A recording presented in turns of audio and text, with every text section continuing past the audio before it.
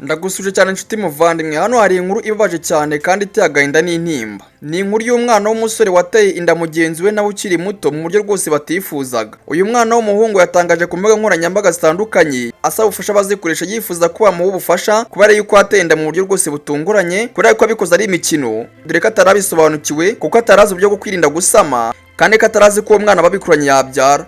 Umwana w'umuhungu utatangaje amazina ndetse n'akomoka yagize ati: "Nshuti bavandimwe, biragoye kubabwira bino bintu, gusa niko kuri nabikoze ntabizi, twakinaga ibyabana hanyuma duhuza ibitsina mu buryo butunguranye nshiduka twite. Rero ndabasabye nimba mungiriye impuhwe mumfashe uko mushoboye kuko turakinya ha mu miryango yawe dukomoka ndetse natwe ubwacu. Nta babyeyi tugira, twese turirwa na ba mukadata kandi rwose twacikishije amashuri yacu. Nkanjye nabonye atwite mpitamo guhagarika kwiga ariko byaranze kandi nigize mu mezi makuru. Akenshi rero turi mu rugo arandembana tukabura imiti, ibyo kurya ndetse n'ibyo kunywa kandi rwose nta n'isabune yo gukaraba tubona. Muturebe dore ko twabaye rwose tubayeho nabi. Rero nabonye tugiye gupfa twishwe n'inzara mitamaguruza kugira ngo turebe ko nibura hari n'uwaturamburira amaboko. Ndabasabye rero nimba mwishaka muhangakishijwe natwe nimudufashe rwose murakoze." Uyu mwana w'umuhungu nuko nkuko yavugaga, uyu mwana w'umuhungu rero afite imyaka 15 mu gihe we yatende rwose afite imyaka 12 y'amavuko, nubwo atigeze yandika akomoka, gusa aya mafoto tureba niyo yatumye abanyamakuru bahaguruka bakandika benshi basaba ko ikibazo cye rwose cyatangira gukurikiranwa. Bati nubwo yakoze ibyo akaba yasobanukiwe ariko ni umuntu ukwiye gufashwa. Abandi bati ntago twumva uburyo umwana nk'uyu nguyu ku kigo cyigisha ibijyanye n'imyororokere atera inda akabiyoberwa. Ni mu gihe kandi abasubiza abanyamakuru bahuza ingingo bagira bati igiye kuba yaratenda cyangwa se undi yaratewe inda ntago bitureba, twicyo tureba nuko twabafasha. Kugeza ubu ngubu rero kino kibazo cy'uyu mwana cyagiye kigarukaho na bamwe mu banyapolitike ndetse n'abanyamakuru bizobereyemo cyane. Gusa ariko kugeza ubu ngubu nta mwanzuro bagifatiye.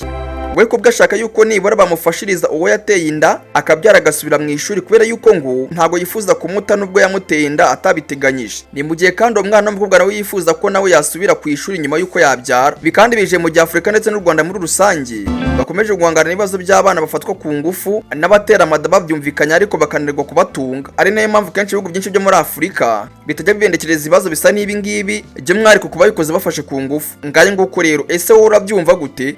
Uyu mwana afashwe, ese ubundi urumva kwe gufashwa iki? Inzego zibishinzwe se zo zirabivugaho iki? Ngiyewe ku giti cyanjye uko mbyumva nuko atitaye ku makosa barabaye hagati y'abano bana bombi, leta ikwiye kubafasha kuko nubundi abana bagize bino bibazo bisa n'ibi ngibi nubundi ntibabatererana nabo barabafasha. Uko rwose niko mbyumva ku giti cyanjye. Murakoze kora subscribe nimero gamarize kuri isheni ginacyari Obinengini Obitime News. Muri comment utubwire wowe uko byumva. Mugire ibihe byiza. Obitime News.